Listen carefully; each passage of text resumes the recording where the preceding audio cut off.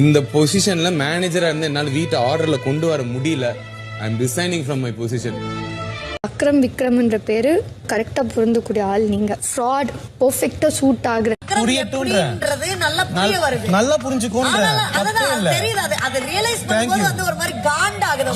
உங்களை பார்த்தா அப்படியே ஒரு மாதிரி காண்டாகுது. ஐயோ அதனால வந்து அப்படியே நடுநிலையா இருந்தே பண்ணிட்டு இருந்தால இப்போ நீங்க பண்றீங்க. ஐயோ இப்பயும் நடுநிலை இல்லக்கா வாங்க அக்கா நான் சத்தியமா இது பண்றதுக்காக சொல்லலக்கா. விக்ரம் டேய் உன் ஸ்ட்ராட்டஜி உன் கன்னிங் மூவ் பயன்படுத்திட்டு வந்து வாழ்க்கை ஒரே பாம் டோட்டல் ஏரியா க்ளோஸ்ன்ற மாதிரி. ஸோ இன்னைக்கு வீடியோ நம்மளுடைய விக்ரம் பற்றி அப்படின்றத உங்க எல்லாருக்கும் தெரிஞ்சிருக்கும்.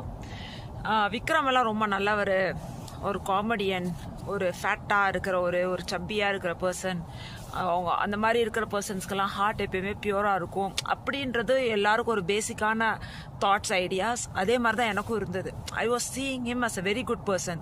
இதுக்கு முன்னாடி நடந்த அந்த பார்வதி கூட சண்டையாகட்டும், விக்ரம்னு பார்வதி அவங்கள சொன்னபோது கூட நான் ஏன் அப்படி சொல்லணும் பாவம் அப்படின்னு நினச்சேன். ஒரு தடவையும் அவர் விளையாடும் போது அவர் கிண்டல் பண்ணும்போது சண்டை போடும்போது ஏதோ அவர் பக்கம் நியாயம் இருக்கிற மாதிரி எனக்கு தோணுச்சு. ஆனால் போக போக அவருடைய ஸ்ட்ராட்டஜியும் அவர் விளையாண்ட விதமும் எவ்வளோ வந்து ஒரு அளவுக்கு வந்து சீப்பாக இருக்க முடியுமோ அந்த அளவுக்கு ஒரு சீப்பான ஒரு கேம் விளையாண்டுட்டார். அதாவது கேம் தான் நீங்கள் எப்படினாலும் விளையாடலாம், சர்வைவல் ஆஃப் த ஃபிட்டஸ்ட் அப்படின்னு சொல்லுவாங்க இல்லையா.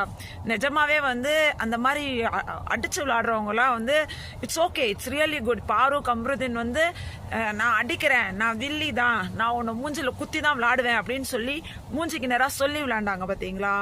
அவங்களெல்லாம் நம்பலாங்க. விக்ரம் மாதிரி ஆளுங்க அப்பப்போ போய் கேமரா முன்னாடி போய் அழுகிறது, எனக்கு ட்ராஃபியே வேணாம், எனக்கு கப்பே வேணாம், எனக்கு பணமே வேணாம். நான் கேட்குறேன், அப்போ நீ எந்த டேஷுக்கு பிக் பாஸ்க்கு வந்த? எந்த டேஷுக்கு நீ பிக் பாஸ்க்கு வந்த? நீ ஒரு தடவை இதே சொல்லி நீ விளாண்ட அந்த சீப்பான அரோரா கூட அந்த விளாண்ட சீப்பான அந்த கேமை பார்த்ததுக்கப்புறம் I am just bursting out with anger. நீ வந்து when you are struggling really badly, உன்னை வந்து கை கொடுத்து தூக்கி விட்டவங்க சில பேர் இருக்காங்க. the way you went viral, everyone knows the story.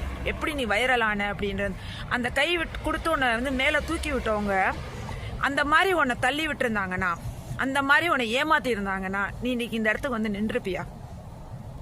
Vinod was the most deserving candidate and Vikram knew that, and he was the most vulnerable candidate. Vikram knew that. அவருடைய பருப்பு வேற எந்த இடத்துலையும் வேகாது. போய் வந்து திவ்யா கிட்டேயோ அரோரா கிட்டேயோ சபரி கிட்டேயோ வேக வைக்க முடியாதுன்னு அரோராவும் நீங்களும் சேர்ந்து பண்ண அந்த சீப் கேம், மை காட்.